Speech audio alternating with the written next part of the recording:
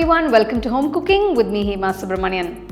Homemade sweets are something that we all love and enjoy. Today I'm going to share a very simple sweet recipe made with semolina. We're going to make this delicious Rava Burfi that you can make in less than 30 minutes. And it's perfect for the festive season. So let's get started and check it out. I have all the ingredients here ready for this recipe. Grease the tin or the plate with some ghee. I'm using a tin to prepare this Rava Burfi, but you can also use a round plate for pouring the Rava mixture. To a wide heavy bottom pan or a kadai, add half cup of ghee. It's a 125 ml cup measurement.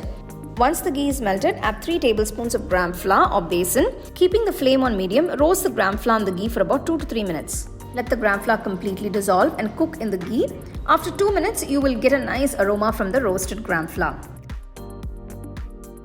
At this stage, add the sooji to the ghee besan mixture. For this recipe, you have to use the sooji, which is very fine and nice.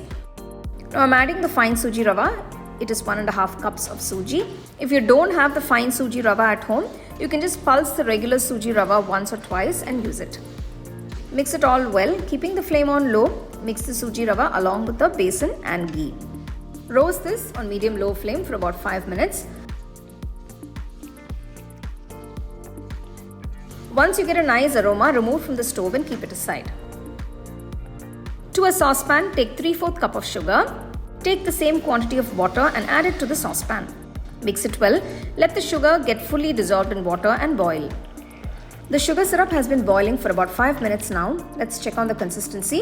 As you can see, the syrup is a bit sticky now, so you can remove it from the stove and keep it aside.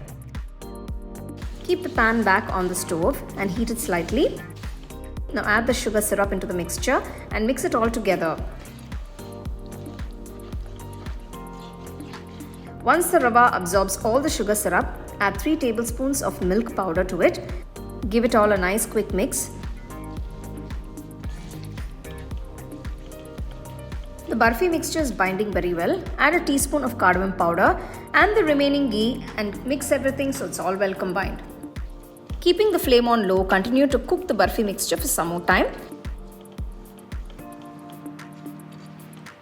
The Rava mixture has come out very well and the consistency and the texture is perfect. Turn off the stove, transfer the Rava mixture to the tin and spread it out evenly. Gently press on all sides so the tin is completely filled up. Add some sliced pistachios and almonds on top. Gently spread it and press it with a spatula or with the backside of the spoon. Let it set for about 2 to 3 hours.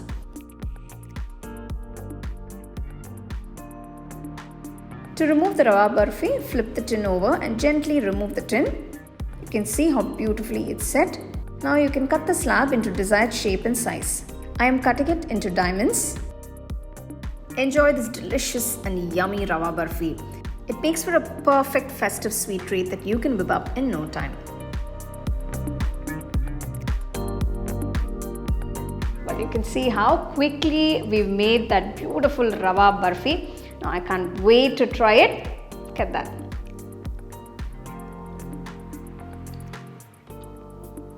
The flavors are just incredible.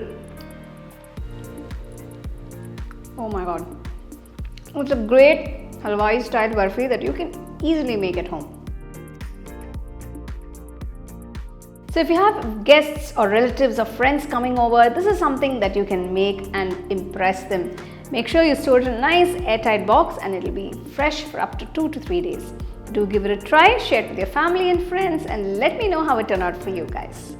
So for more exciting and wonderful recipes, subscribe to my YouTube channel and click on the bell icon to get your notifications.